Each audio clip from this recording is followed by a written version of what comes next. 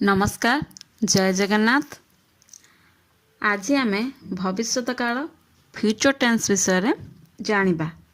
भविष्यत कालर क्रिया को मध्य इंग्राजी भाषा रे मुख्यतः चारि भाग रे विभक्त करा जायछि।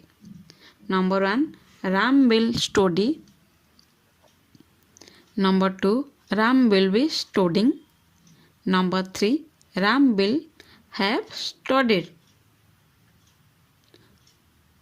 number 4 Ram will have been studying since morning।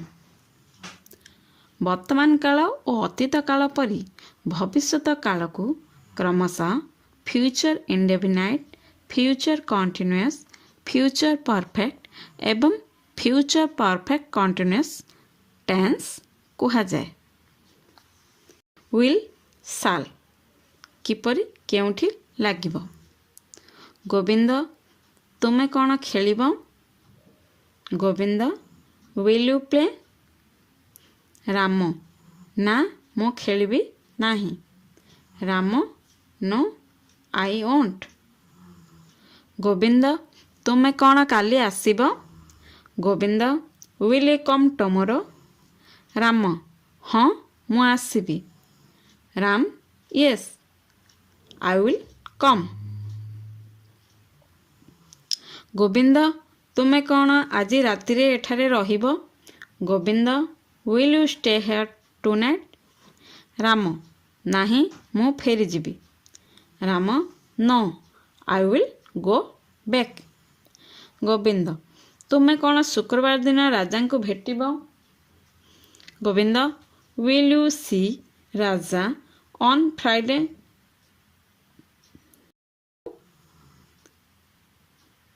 Ram नाही मु घरे तुमको अपेक्षा करिथिबी। Ram no I will wait for you at home. Will be shall be किपरि व्यवहार हब।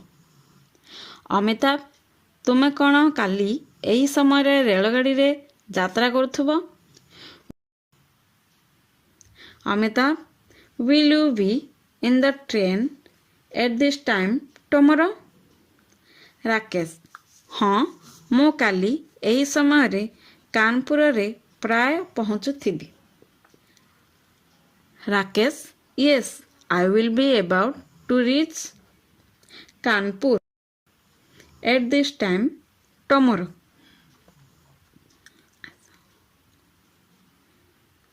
अमिताभ आमे कौन काली एही समय रे मैच खेलु नथिबा कि। Amitabh shall we not be playing a match at this time tomorrow। Rakesh हाँ आमे खेलुथिबा। Rakesh yes we will be। Amitabh आमे कौन पूरी बारंबार आसुथिबा।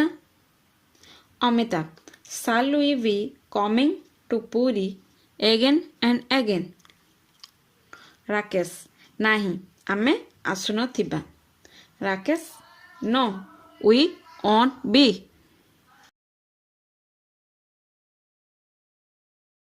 will have shall have केउठी लागिबो। Meenakshi से कौन जाई सारी थिबे।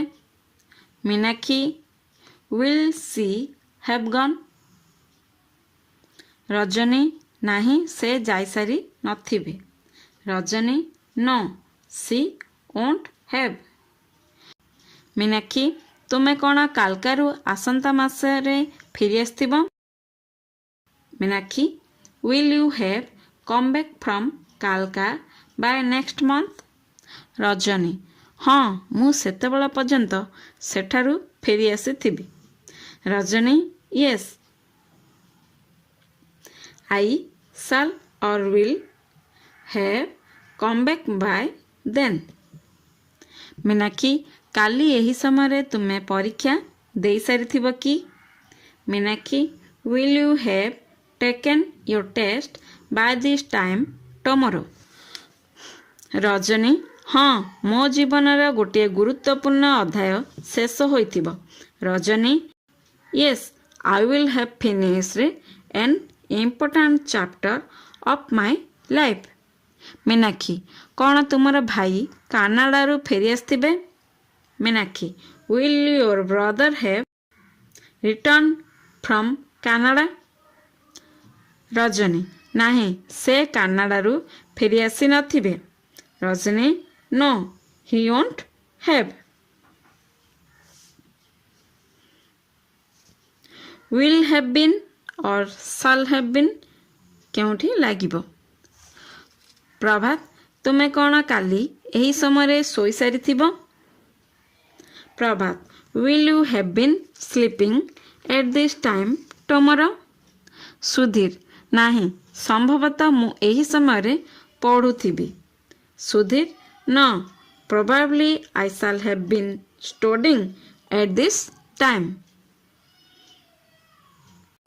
प्रभात आउ तुमर भाई राजीव कौन करुथिबे? प्रभात And what will your brother Rajiv have been doing? Sudhir से सिमला जिबा पई प्रस्तुत हेउथिबो। Sudhir He will have been preparing to leave for Simla. Remember एही वाक्य गुड़ा प्रति ध्यान दियंतु। A I shall not play. B you will not play. प्रथम वाक्य आई सहित साल अच्छी एवं द्वितीय वाक्य ही सहित विल अच्छी। यह साधारणतः भविष्यत कालर क्रिया को बुझाए। साधारणतः तृतीय पुरुष ही सी दे इट राम आदि एवं मध्यम पुरुष यू सहित विल प्रयोग कराए एवं उत्तम पुरुष आई उई सहित साल प्रयोग करी हुए साल प्रयोग हुए किंतु जदि आई उई सहित विल तथा ही सी इट दे यू आदि सहित साल प्रयोग हुए तेबे सेठारे बुझिबाकु हेबो जे दृढ़ता और निश्चित अर्थरे वाक्यटी कुहा जाउछि। जेपरि number 1 I will not play tomorrow. Number 2 you shall not return. एही वाक्य गुड़ा अर्थ एही प्रकार। नंबर 1 मु काली न खेलिबा पई निश्चय करिछि। नंबर 2 तुमे निश्चय फेरिबो नाही अर्थात मु आदौ खेलिबि नाही एवं तुमे आदौ फेरिबो नाही।